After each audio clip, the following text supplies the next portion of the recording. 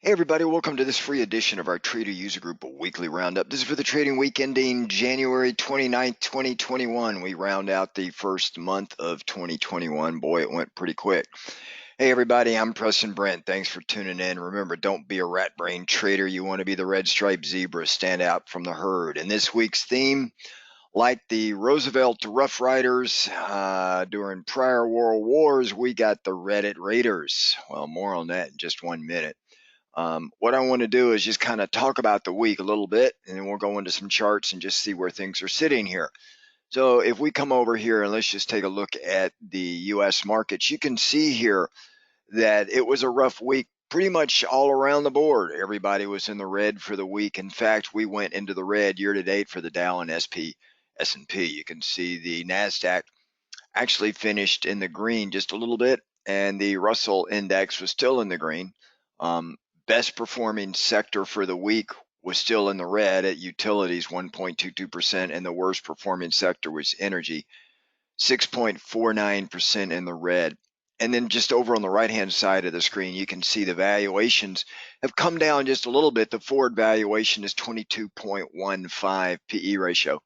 It's lower than the trailing 12-month by about 46%. Dividend yield sitting at 1.58% for the S&P, the 10-year Treasury, 1.09, so 109.3 basis points. The spread between the two is about 49 basis points, almost a 0.5%.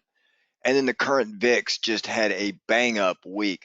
The prior week it finished at 21.91 and it moved up to 33.09 for the week. So it's over a 51% gain for volatility. And then annual sector performance, you can still see energy is still in the green, 8.73%, consumer staples bringing up the rear at 3.87%. And of course, if we look around the planet and we kind of see where things were elsewhere, everybody was in the red as well. FTSE down 4.3% was the worst performer for the week. And then everybody else also had a very bad week. The only in the green year to date in the major world markets was the Japanese market, the Nikkei up 80 basis points, China just barely, both of them about break even, 29 basis points for China. Hang Seng is up 3.87%. Otherwise, this week was a really bad week for world markets. If we just kind of dig into a little bit more details here on these world markets, just looking at some sound bites for the week, you can see that indexes basically with higher volume large cap indexes generally held up better than mid and small cap. And despite a very busy earnings week where we saw about 37% of the S&P's 500 companies reporting, we had a lot of unusual fluctuations in certain stocks as the Reddit raiders, I guess, attacked GameStop and a few other stocks, running into and creating a short squeeze. Now, I happen to be on their side, the Reddit Raider side. I think what they're doing is a good thing. And the fact that Robinhood and other brokerage firms limited trading, it wasn't because they wanted to help out the hedge funds. They had it more for liquidity issues and margin issues. It had nothing to do with helping or hurting individual traders. If you understand the clearing business, understand how it works with the 2-day it takes to clear, which I'm surprised it still takes 2 days. Robinhood had some liquidity issues that were brought about by the Graham-Dodd Act, so they had to react to it. I mean, that was the only thing that they could do. Right? Even with all of these dramatic swings by the hedge funds, by the short squeeze, we got the FOMC statement by our very own illustrious Fed Chair Jerome Power Ranger Boom Boom Powell. And he basically is reinforcing the message that the economic outlook remains uncertain based on the vaccine, the number of people that are getting the vaccine, the number of states that are still shut down, and the central bank. It's going to be a long time before the central banks start reducing their balance sheet, but I have a feeling, I don't know how they're going to do it without causing some upset in the market, because we've got such a stretched PE ratio given where everything is right now. The other thing that we saw is that GDP grew at an annualized rate of about 4%, slightly less than expectations of 4.2. and that was compared with a 33.4% Q3 GDP number, which was just reflective of a massive bounce off the Q2 numbers when we hit the lows in the March pandemic. Also, the other thing is if we look at the Treasury markets yields on midterm and long-term, intermediate and long-term treasuries came back just a little bit as we would expect with the markets pulling back as it did. The 10-year treasury briefly touched back to 1% before closing back up again, as I said, around 1.093%. The other thing that we've got here is the municipal bond market. It's relatively strong returns for most of the week. Constant demand drove interest rates and municipals up just a little bit. So, there's really no credit panic right now with this pullback. So that's a good thing. The credit markets we want to follow very closely when we get these really strong, forceful pullbacks in the market. Meanwhile, over in Europe, shares are pulling back, because there's a lot of worry in Europe. They're doing a dramatic amount of shutdowns across UK, France, Spain, Germany. They're shutting this down. They're putting a lock on distribution of their COVID vaccines. So they're just, it's really going to have some hard times there. All right, I think really hard times. Although we did get some GDP numbers out in Q4 for some of the countries, Germany, France, Spain, and the numbers are coming in okay, I guess, compared to what the expectation was. But, as long as they continue those shutdowns, as they're doing in certain states here in the U.S., growth is going to remain very hard to come by. And then, of course, there's China, which was the only country in 2020 that actually had a GDP growth, right? This week, though, as you saw, they recorded a weekly drop because their central bank is getting a little bit more hawkish after it's draining some liquidity from the system, okay? And their central bank, the People's Bank's also warning about potential asset bubbles. You think? So we're seeing some of that. We're also seeing industrial profits up a little bit, or pretty good bit in December. But again, a lot of these are bounces off the lows coming through the summer into the fall time. Now, next month, China, it's going to be really interesting to see how they play this because they're going to celebrate their week-long Lunar New Year, right? They take an entire week off. The entire country shuts down.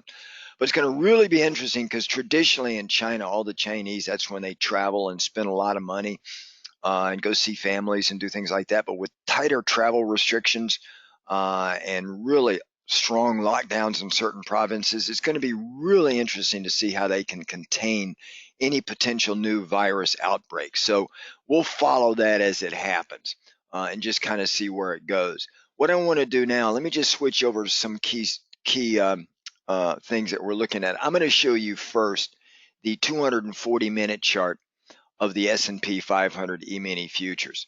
All right, and on that chart, I like following it because the primary reason it kind of gives you an X-ray view of the day chart, and you can see here. And I was with our members in our chat room.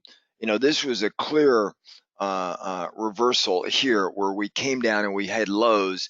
There's a key pivot low right at that point right there. And this run up here was a bull trap, right? And then it just came right back down, took out those lows, and actually made lower lows. You can see the 2021 low for the year, which was made early in January coming out of December. But I suspect we may have a retest of this number and come back down. If it fails, which I believe it will, we're going to come down here to this level and then a key pivot level down here. So you got to understand that the 3,600 level is a psychological barrier. The 3,700 level right around here, we've danced around this. You can see where it really just came down and kissed it right there. We've got another psychological barrier here. This is the dividing line between being in the red for the year and being in the green for the year, right? So I just believe we've got more downside. Now, we're still going to get some runs up like this, but the next key level, should we run up, is this level right here, and then this key pivot level right there, okay? Until we take this key pivot level out here, I think there's going to be more downside than upside. in the markets. Okay, now we were following this, and I was telling our members that we should expect more downside. I've been talking about it for a while. I've been telling you guys too to expect a 10 to a 15% pullback sometime in the month of February going into March. Timing was a little bit difficult. I said basically Q1. Last year, you guys remember in the summer, I was telling you guys in our free session here on the weekly roundup that we should expect a pullback. And I said probably July, August timeframe. I missed it by about 6 weeks, and we had about a 10% pullback in September. So now I've been saying the same thing for Q1. Well, obviously we're through January, so that just leaves February and March.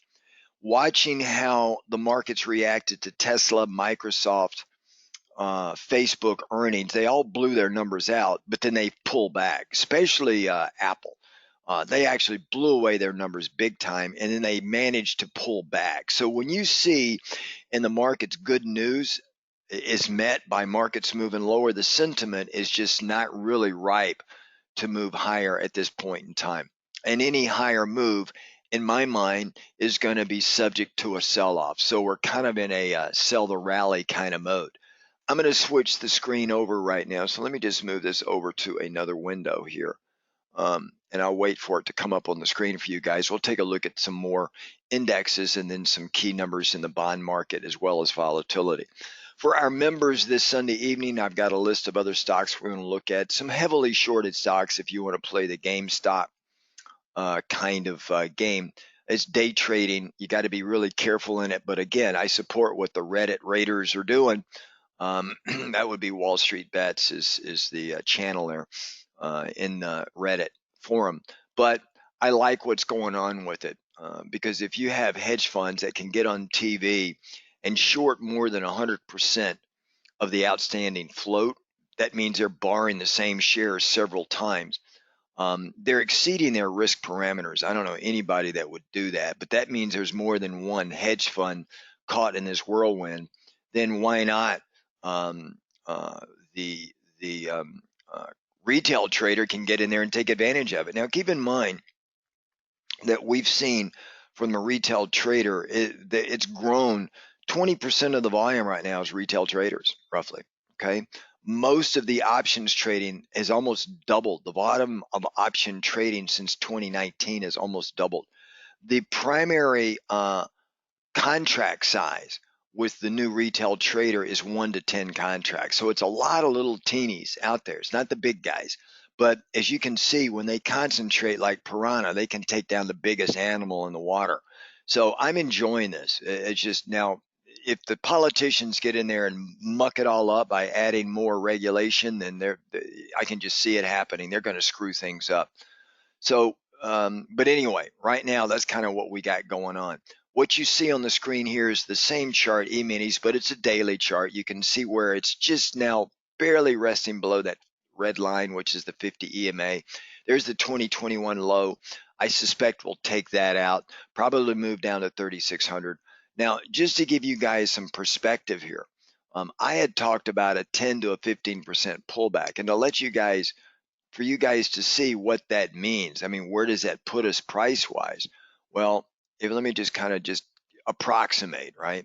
So a 10% pullback is sitting right around this level here, right around the 23.6 fib node, which is driven because it's key where you'd put your pivot points for deriving Fibonacci retracements on the August or the March 23rd low, and then the highs that were made over here just recently in January, just a few days ago.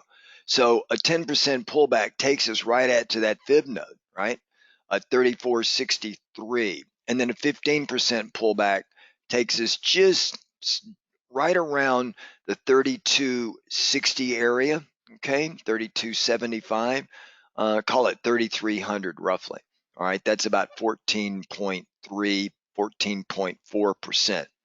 So 3,300 to the 3463 area. So that would be the area I would be looking for sometime in February if it gets early or ugly. We may just have a small pullback. I mean, just so far from the highs, we're only down about 4.3, 4.4%. So that's really, in the scheme of things, nothing, guys. It's really nothing. I I think bull markets do better when you have that 10 to 15% pullback, and it allows a lot more bigger players to lock and load. Okay. So this is kind of what I'm looking at right here at the moment. Okay. Now, if we look at the Dow futures actually made new lows on Friday. All right. It took out the prior low that was made on January 4th. So we made new lows, 2021 lows rather, here, and it's well below its 50 EMA, as you can see. So it's got a little bit more damage done in the Dow futures because there's only 30 big cap stocks in the Dow, and it's just it took it in the shorts. If we look at the Nasdaq Composite index, you can see it is still in the green for the year. However, if we look at the Nasdaq 100, okay, the 100 largest companies, you can see here it is slightly in the red for the year. So that tells me that small and mid cap in NASDAQ is outperforming the large. And if we look at the FANG index that I've customized here, you can see on the FANG index, it's also pulled back nicely, but we're well above the 50 EMA. So we're just getting some of these, and then look at the Russell. The Russell is the strongest one, as I told you earlier. And let me just find it on here. Where are we here? Let's come in here. Here we go, right here. Here's the Russell. The Russell futures, you can see we're well north of the 2020 closing price.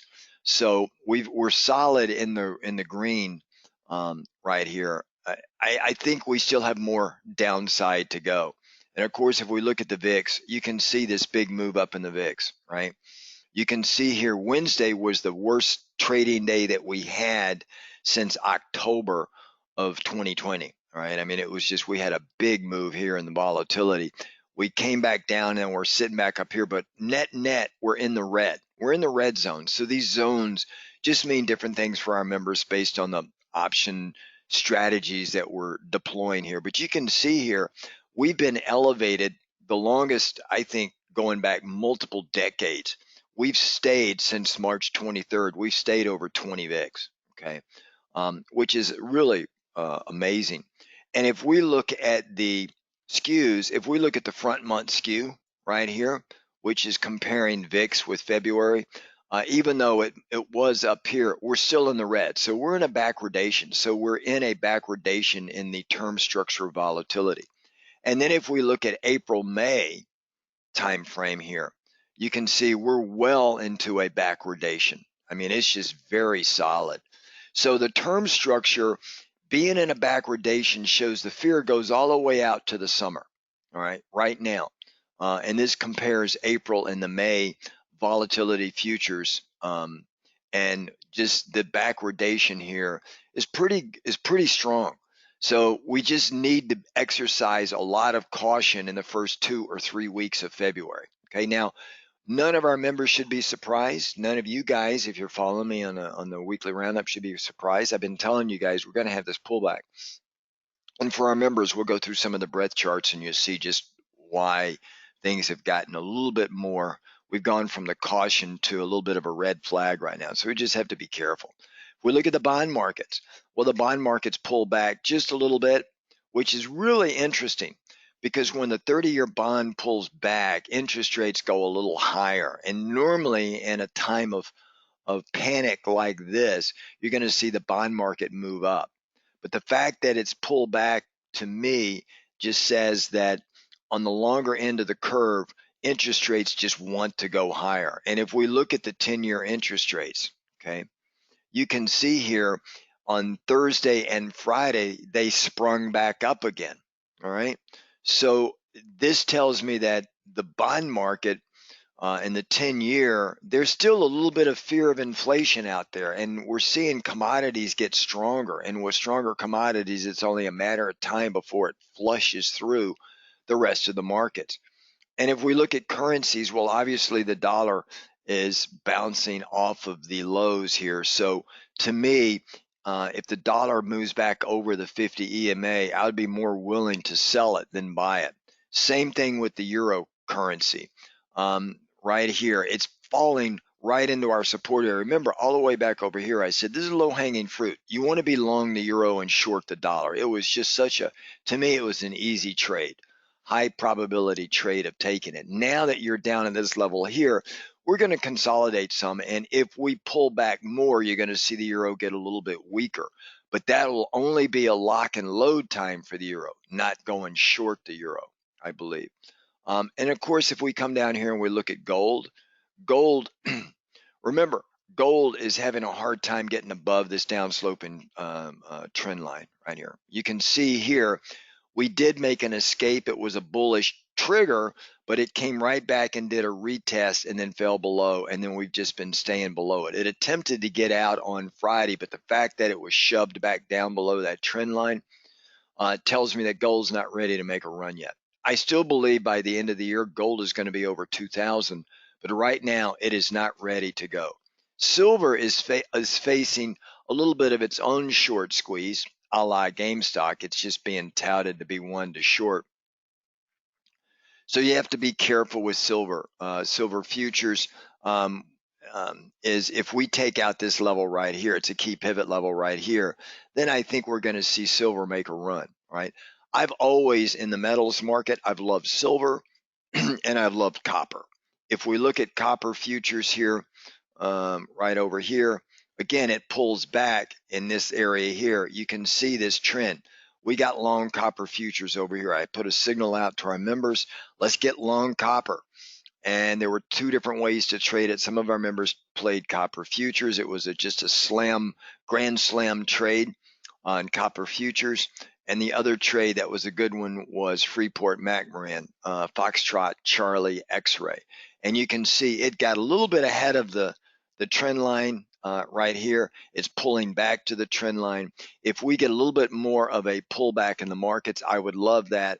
I think looking at copper could be an interesting play for the remainder of this year, because I think copper is going to move up to this area here somewhere around $39 to $43 a share in Freeport McMoran, which would translate obviously into higher copper prices on the copper futures market. And then of course, if we look at oil, right now we had this bullish play in oil, and I was basically suggesting either unbalanced flies, unbalanced call condors, a number of different ways to play this to the upside in oil. There is no divergences here. Any pullback is going to be shallow and probably supported by buyers. So I don't see a lot of issue here in doing tight credit spreads, bull put spreads here. Keep them tight. You're not looking to hit grand slams. You're just taking singles out of the market, going out to March timeframe in the futures market with oil futures. That would be an easier way to play it. Nat Gas is just the opposite. You've heard me say over and over again, anytime Nat Gas gets up into this area here, you want to be selling it, doing bear call spreads or bear put spreads in Nat Gas, keeping the spread tight between the strikes, because Nat Gas can get very volatile. But you want to be more short gas than long Nat Gas. Now, there's other things going on in the commodity market. I'll point that out to our members this Sunday evening in our weekly market watch. If you're not a member, I highly encourage you to come in. You can play commodities. I think commodities are going to drive an inflation rise as we move through this year. It's going to be a really interesting conundrum that it puts the Fed balance sheet and the Feds and Boom Boom Powell into. Remember, Boom Boom's got one more year, so he's got a solid 2021 year to work with Janet Aunt B. Yellen as the head of Treasury. So they're both very dovish.